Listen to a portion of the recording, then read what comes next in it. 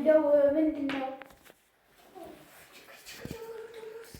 ምናልሽ ዋድነው እንግዲህ እንደው ባልሽ ከወጣ 5 ሰዓት ግድም ሞልቶታል።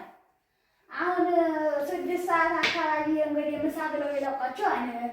ታዲያ ቡንና ምሳ አዘጋጅለት እንጂ ይህን ነገር ሳይወጡት ምነው አይችሊ እንደው አሁን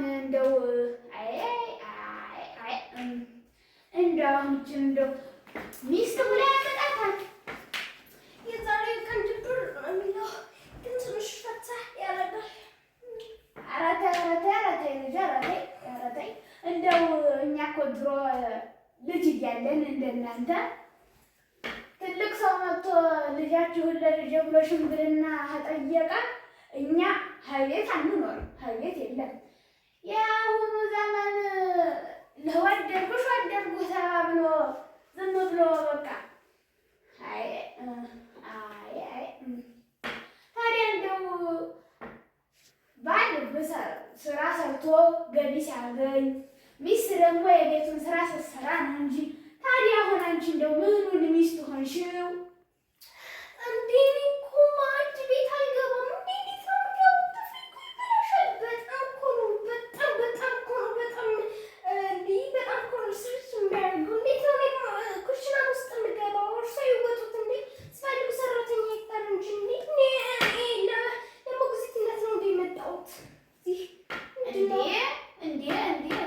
እኔ እኮ የባልሽ እናት ነኝ። ይሄን መሆኑን ለመሳት ጭራሽ አንቺ ተወደኛለሽ እና እኔ ተፈሪኩ ይበላሻል ሲሉ ያደረኩት ጌጥ እኮ በጣም እኛ በድሮ ጊዜ ባለባሎቻችን እናትና አባት ቡና አፍልተን ምግብ ሰርተን ግገኑን ጠርገን ነበር የምንሰራው።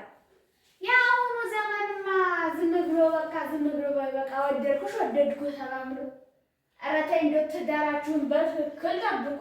እንደው እንዲህ ተብሎ እንዴት ነው እስከ መጨረሻው የሚኖረው? ኧረ ተይ ይሄ ቡን ግግር ምናምን ያልሽውን ነገር ተይው። እኔ ለዚህ አይደለም የመጣሁት። እኔ ዘና ብዬ ልኖር ነው እንጂ እኔ እንደዚህ ጥርቋሽ ውስጥ ሊገባ አይደለም። እሺ ኧረ ተይ እንዲሁ እንደዚህ አይባልም። እንዲህ አይባልም።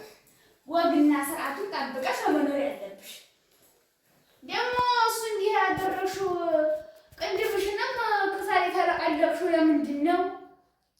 ይሄ እኮ ይባላል ክሰል አይደለም። ምንድን ነው ክሰል? ምንድን ነው ለመሆኑ?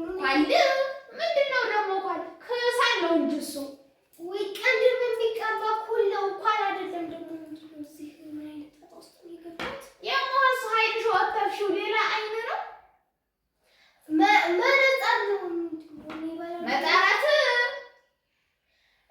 ኧረ መነጸር ነው ያልኩት። ምንድን ነው እኔ እርሶ ሰውዬ እኮ አስጨነቁኝ። ምንድን ነው እንደው በቃ እንዲህ ተብሎ እንደው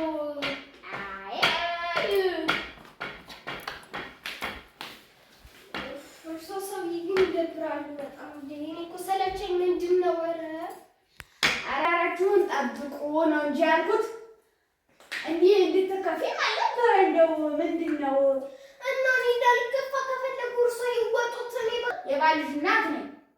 ለእኔ ቡና አፍልተሽ ጠውረሽ ወይ መሰረት እንዲህ አይደረግም። ይሄ መናቅ ነው። እኛ ከወትሮ ጊዜ እግር አስታጥበን ነበር።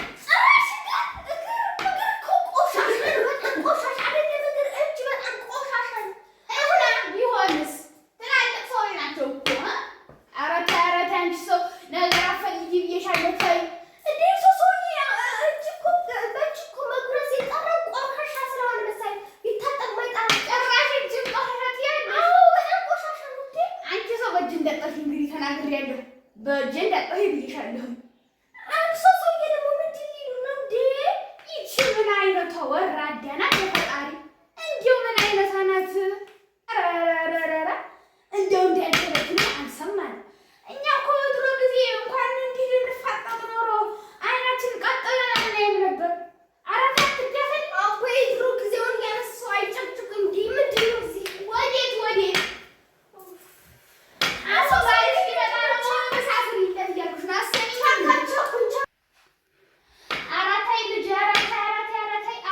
ባርጅነ ኧረ ተይ በተከበርንበት ዓለም የእነ እከሌ ልጆች እንዲሆኑ ተብሎ መዋረድ የለብንም።